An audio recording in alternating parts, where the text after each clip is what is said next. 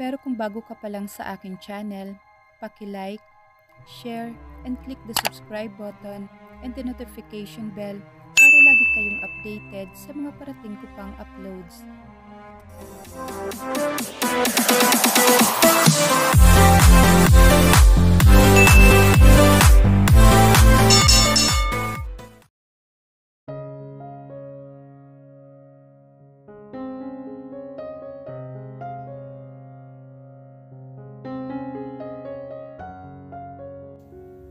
Napakunot kaagad ng noo si Marcos na magising siya. 7:30 na ng umaga. Pareho naman silang walang pasok ni Jessica sa trabaho. Bilang may bisita rin naman sila sa bahay, inaasahan niya na maagang gigising ito. Pero sa halip tulog na tulog pa rin ang kanyang asawa. Napabuntong hininga naman si Marcos. Nakakahiya naman kay Sian. Binida pa man rin niya si Jessica rito kagabi. Kung ganito ito kabuti at kaasikaso na asawa. Pagkatapos ngayon ay hindi pa pala sila nito maaasikaso. Hindi na dapat palakihin na issue iyon kay Marcos. May mga kasambahay siya na binabayaran para mag-asikaso sa kanila. Pero siguro ay pinangungunahan siya ng makaluma niyang bahagi. Gusto niyang asikasuhin silang dalawa dahil iyon naman talaga ang responsibilidad nito. Sadyang mabilis uminit ang ulo niya kaya siguro naiinis siya. Pero dapat ay intindihin rin niya si Jessica. Pagkatapos ng lahat, napapansin niya nitong mga nakaraang araw ay parang palaging masama ang pakiramdam nito. Bumangon si Marcos ng kama. Hindi na niya inustorbo pa si Jessica. Gising na si Sian. Tinulungan ito ni Manang Perla na magtimpla ng kape.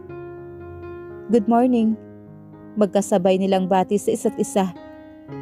Si Jessica, tulog pa. Mukhang masama na naman ang pakiramdam. Humingi si Marcos ng kape kay Manang Perla. Hindi niya gusto siya ang naghahanda para sa sarili. Nag-request na rin siya rito ng mga makakain nila ngayon ng almusal. Wag na pare, baka umalis na rin ako. Sagot naman ni Sian. Nag-text na sina mami, hinahanap ako. Isa pa, hindi ko trip ang luto ng kasambahay mo rito. Iba talaga ang dating sa akin ng luto ni Jessica. Pasensya ka na pare. Itinaas naman ni Sian ang kamay. Okay lang. Ngunit hindi okay para kay Marcos. Ramdam kasi niya na hindi rin nagustuhan ng kaibigan na wala si Jessica. Nasira ang expectation nito. Sa tuwi na kasi talaga ay si Jessica ang naghahanda na makakain nila.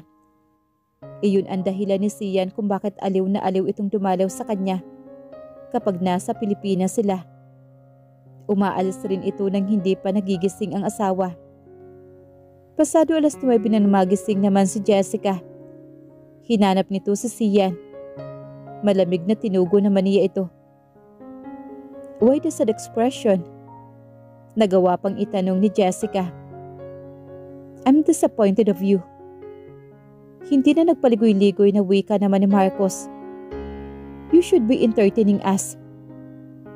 Kasalanan ko ba na masama ang pakiramdam ko? Mataray naman ang sagot nito. Tinitigan naman ni Marcos si Jessica. Bahagyang hindi makapaniwala sa klase ng pagsagot nito. Ang inaasahan niya ay isang Jessica na kilala niya. Kapag alam na may mali ito, hihingi ito ng tawad. Ito na mismo ang magpapakumbaba. Pero ngayon ay sinasagot na siya nito. Wala naman silang pinag-aawayan ni Jessica. Para tratuhin na naman siya nito ng ganoon. Napahawak naman si Jessica sa ulo nito. Ngayon ay namumutla na ito. Napalitan ng pag-alala ang inis naman ni Marcos. Nag-guilty siya rito. Kahapon pa nga pala masama ang pakiramdam nito. Siguro, kailangan nating bumisita sa ospital. Doktor si Jessica, kaya alam naman siguro nito kung may kakaiba itong sakit. Pero palagi nitong dinadahilan na pagod lang ang napapadalas na pagsama ng pakiramdam nito. Mukhang hindi iyon ang dahilan. Sanay na si Jessica sa trabaho nito para mapagod pa ito. Kaya ko ang sarili ko. Pagmamatigas naman ng asawa. Dumiretso ito sa dining room. Tiningnan nito ang luto ni Manang Perla. Bakit ganito? Reklamo naman ni Jessica. Napangiwi ito na makita ang lutong bacon, itlog at garlic fried rice. Anong bakit ganyan? Paborito mo mga yan, hindi ba? Ayaw ko nito. Maarting sabi naman ni Jessica. Nagpunta ito sa kusina. Gusto ko ng dried pusit. Mayroon ba tayo noon? Titingnan ko po, ma'am. Sagot naman ni Manang Perla. Naghanap ito sa stock nila ng pagkain. Napatitig naman lalo si Marcos sa asawa. Malaki ang kanyang pagtataka. Hindi naman maselan sa pagkain si Jessica. Kahit ano nga ay kinakain nito. Ano bang nangyayari sa asawa niya? Nag-aalala si Marcos kaya habang si Jessica ang nagpresenta na magluto ng hininging dried pusit nito, ay binantayan niya ito. Hindi pa gaanong luto ang pinipirito ay pinatay na nito ang kalan. Tinakpan naman ni Jessica ang bibig. Parang lalo yatang sumama ang pakiramdam ko sa amoy. There's something wrong with you? Nilapitan naman ni Marcos si Jessica. Tama lang ang tiyempo niyang paglapit rito. Dahil kasabay noon ay ang pagtakas ng kulay at malay ni Jessica. Bumagsak ito sa mga braso niya. Sinakop ng nakakatakot na damdamin naman si Marcos. I'm sorry. Hinging paumanhin ni Marcos kay Jessica nang magising ito. Pumasok kaagad sa alaala ni Jessica ang nangyari. Nawalan siya ng malay. Ngayon ay nagising siya na nasa isang pamilyar na paligid sa emergency room ng St. Alexander Hospital. Pinakiramdaman ni Jessica ang sarili. Hindi maganda ang gising niya. Kahit tanghali na rin naman iyon. Ngayon na siya lubusang nag-aalala sa sarili. Noon kasi ay kinukonsidera niya lang na dala lamang iyon ng stress. Ayaw niyang isipin na may sakit siya dahil noong nakaraang general check-up ay may 3 buwan na ang nakakalipas ay maayos naman ang lahat sa kanya. Tumingin si Jessica kay Marcos. Mukhang nag-aalala at sincere naman ang pagkakasabi nito ng sorry. Pero hindi niya maiwasan na mapaisip. Para saan ang sorry nito? Tungkol ba sa hindi magandang pagtrato nito sa kanya? Kaninang umaga? Iyon siguro ay mapapalampas pa niya. Kahit papaano ay guilty rin naman siya sa ginawa niya. Hindi niya nagagawa ang responsibilidad niya. Sensitive pa man din naman si Sian pagdating sa pagkain. Hindi rin siya nakapagpaalam rito. Pero ang mga narinig niya kagabi, mukhang hindi iyon basta-basta makukuha ng salitang sorry. Kailangang kumprontahin ni Jessica si Marcos sa narinig. Malaking issue iyon para sa kanya. Ngayon niya lamang nalaman ang lahat ng iyon. Ginusto siya ni Marcos dahil hindi niya ito kayang bigyan ng anak. Anong klaseng sagot iyon? Mukhang marami pa siyang bagay na hindi alam sa asawa. Pero hindi pa ngayon ang tamang oras. Anong nangyari? Matagal ba akong nawala ng malay? May diagnose na ba ang doktor sa akin? Ano daw ang sakit ko? Wala pa naman na 1 oras. Ginagawa nilang i-check ka. May hinalan ang doktor kaagad sa lagay mo. Kaibigan mo ang tumingin sa'yo. Napaisip naman si Jessica kung sino ang tinutukoy ni Marcos. Ang pinakaunang pumasok sa isip niya ay si Dr. Bella. Ito ang pinakamalapit sa kanyang doktor sa ospital na iyon. Isa itong OB-GYN. Tama nang hinala si Jessica. Wala pa 1 minuto na magising siya, ay sinilip siya nito. Naging maganda ang ngiti nito at niyakap pa siya nito. I'm so happy for you, Jessica. Ha? Naguluhan naman si Jessica. Hindi ba dapat ay kapag nasa ospital ay kadalasan na may masamang nangyayari? Bakit masaya ito? Anong mayroon sa akin, Bella? Sinabi sa akin ng asawa mo ang nangyari. Nagkaroon na kaagad ako ng hinala pero hindi ko pa muna gustong sabihin sa kanya. Napapansin ko rin naman na nitong mga nakaraan ay may kakaiba sa'yo. Palagi kang nagrereklamo na masakit ang ulo. Mabigat ang katawan at nangangayayat ka rin. Those symptoms, huwag mong sabihin na hindi mo pa rin naiisip yun. Umiling-iling naman si Jessica sa sinabi ng kaibigan. Huwag ka na ngang magpaligoy-ligoy pa. Nakangiting umiling-iling naman si Bella. You are good with kids, Jessica. Alam ko na magiging mabuting ina ka at gugustuhin mo rin iyon. So, it's already a good news for you. Congratulations, you're 10 weeks pregnant. Pinaglipat-lipat pa ni Bella ang masayang tingin sa kanilang mag-asawa. Pareho silang natulala ni Marcos. Higit pa sa gulat ang naramdaman ni Jessica. Sigurado ba talaga si Bella sa pinagsasabi nito? She could not be pregnant and fertile siya. Paano nangyari yun? Paano rin siya sa hinaharap? Maaaring manganib ang buhay niya sa pagbubuntis. Tila mauulit ang kahapon. Nasa lahi nila ang nahihirapan sa pagbubuntis at ikinamamatay iyon. Napakaraming tanong na bumabagabag kay Jessica. Pero sa ngayon, iisa lamang ang nagniningning na paano. Paano nagawang sumigaw ni Marcos ng ganoong kalakas pagkatapos madigest sa isip ang nangyari? No! Pinulabog na malakas na sigaw ng asawa ang buong St. Alexander Hospital. Dala na rin siguro ng kondisyon kaya nakatulog na naman si Jessica. Sa sasakyan pa lamang nang pauwi na sila ni Marcos. Galing sa hospital ay alam niyang nagawa na niya iyon. Nagising na siya ngayon sa kama nila ng mag-asawa. Nakakain na sila ni Marcos sa hospital kaya walang nararamdamang gutom si Jessica. Ginawa nila iyon habang inaantay ang kumpirmasyon ng doktor sa kondisyon niya. Inamin kasi ni Jessica ang kanyang lagay sa doktor. Kailangan nila na magpa-second opinion. Pero totoo nga na nagkaroon ng milagro. Buntis si Jessica. May araw pa naman ang magising si Jessica. Maayos rin ang pakiramdam niya. Bumangon siya sa kama. Hinanap niya si Marcos. Mabilis naman niya itong nakita. Kasalukuyan itong nasa terrace ng kanilang kwarto. At naninigarilyo ito. Bihirang manigarilyo si Marcos. Ginagawa lang nito iyon kapag natetensyon sa isang bagay. Hindi niya masisisi kung ano ang ginagawa nito ngayon. Naiintindihan niya na natatakot ito sa maging sitwasyon niya. Masama nga naman iyon sa lagay niya. Nag-aalala ito sa kanya. Nilapitan ni Jessica ang asawa. Kinuha niya ang sigarilyo sa kamay nito. Simula ngayon, hindi ka na pwedeng gumamit niyan. Alam mo na ginagawa. Alam ko, hindi kita masisisi. Pero alam mo rin ang lagay ko, hindi ba? Asawa kita. Palagi ka dapat nasa tabi ko.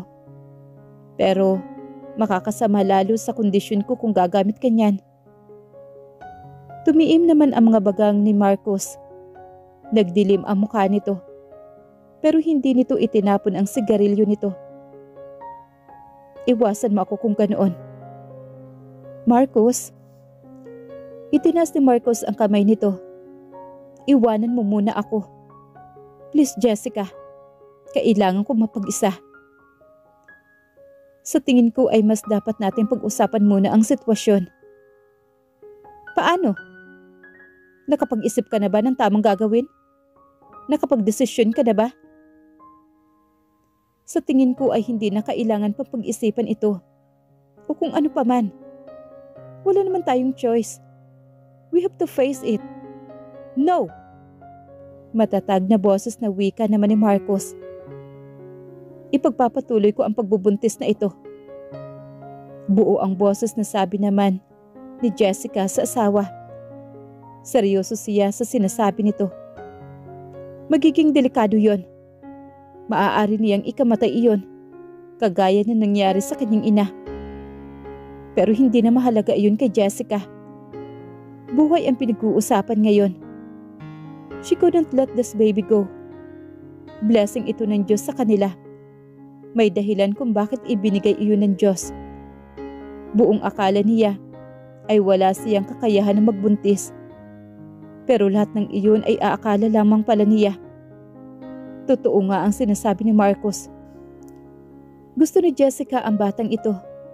Isa itong patunay na lahat ng bagay ay posible. Isa pa, kung ang mami nga niya noon ay isinakripisyo ang buhay para sa kanya, dapat lang rin na ganoon rin siya. Pinapahalagahan kaagad ni Jessica ang sanggol na nasa sinapupunan niya. Nakakatakot pero masaya ang kanyang nararamdaman. Life wasn't really unfair at all. Ang akala nila imposible ay hindi naman pala. Magkakaroon na ng katuparan ang pangarap niya. May history ang pamilya ni Jessica tungkol sa mahirap na pagbubuntis. Namatay ang lola at mami niya sa hirap ng pagbubuntis. Bilang doktor, alam niya na maraming mga bagay ang namamana. It sometimes run into the genes. Hindi lang nito sigurado kung gaano rin ang sa kanya. Yet, she would have this baby. Kung kailangan na ibigay ang buhay niya rito, gagawin niya. Namutla naman si Marcos. Nabitawan nito ang sigarilyo sa gulat. You're not serious. Seryoso ako. Sinalubong ni Jessica ang mata ni Marcos para lalong iparamdam na seryoso siya sa sinasabi niya. Umiling-iling naman si Marcos. Hindi mo pa napapag-isipan ang lahat. Naiintindihan ko. Nabibigla ka pa lang at hinawakan naman ni Jessica ang balikat ni Marcos. I will have this baby no matter what. Tumigil ka nga, Jessica. Ikamamatay mo yon. Nahihindik ang boses na wika ni Marcos. Mas ikamamatay ko kung hahayaan ko na mawala ang batang yon. Napamura naman si Marcos. Nasabunutan nito ang ulo. Halatang gulong-gulo ang mukha nito. Hinaplos naman ni Jessica ang braso nito. It's okay, Marcos. Makakaya natin lagpasan ito. Pumikit naman si Marcos. It was all over his face. Hindi ko kayang mawala ka, Jessica. Tumulo naman ang luha ni Jessica. Niyakap niya si Marcos. Kahit siya ay natatakot rin naman sa kondisyon niya. Pero iniisip niya na pagsubok ito sa relasyon nila. It will be okay. Please, Marcos.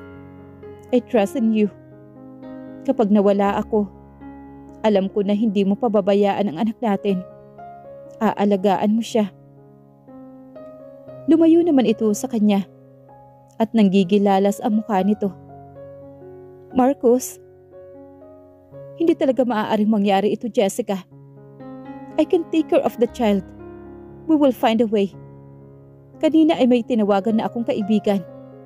May alam siyang klinik na nagsasagawa ng nanlaki naman ang mga mata ni Jessica. Iyan ang hindi natin gagawin. Hindi ko gusto na mawala ka sa akin. Hindi ko gusto ng ganoong responsibilidad. Matututunan mo rin yun. You can't make me. No one could even make me. Hindi tayo magkakaanak. Hindi ako maaaring magkaanak. This is just a bad dream. Napamura naman ito. Galit na iniwan siya nito. Pakiramdam ni Jessica ay bumalik na naman sila sa dati. Naalala niya ang mga panahong pinag-aawayan nila ang tungkol sa pag-aampon. Hindi nila naresolba iyon. Hindi ito pumayag. Nararamdaman niya na mas malala ang ngayon. Hindi lang ang pagkaayaw ni Marco sa responsibilidad. Ang problema nila. Kailangan rin nilang isaalang-alang ang kondisyon niya. Pero baliwala na iyon kay Jessica kung isasakripisyo man niya ang buhay ng bata. Iyon naman talaga ang tamang gawin ng isang ina. Ang problema lang talaga niya ay si Marcos. Ano ba talaga ang mayroon at ayaw nito ng responsibilidad sa pagkakaroon ng isang anak? Anong issue nito sa buhay? Isang malaking pagsubok ang hinaharap nila ngayong mag-asawa. Ang dating smooth sailing nilang relasyon ay sinusubok ng malaking alon. Hindi niya inaasahan iyon. Hindi siya sanay. Ang buong akala ni Jessica ay happily ever after na ang lahat nang pakasalan siya ni Marcos. Pero mukha ngayon pa lamang nag-uumpisa ang totoong problema. 2 taon na silang kasal ni Marcos. Kaya nakakatawang ganoon ang nangyayari. Halos wala silang problema noon. O ganoon lang ang naiisip ni Jessica dahil hindi naman lumalabas ang epekto noon. Siguro nga ngayon ay nagkakaroon ng epekto ang isang problema na hindi niya gaanong pinapansin. Sa tagal ng pagsasama nila ni Marcos at Jessica, hindi pa rin gaanong kilala ni Jessica ang asawa.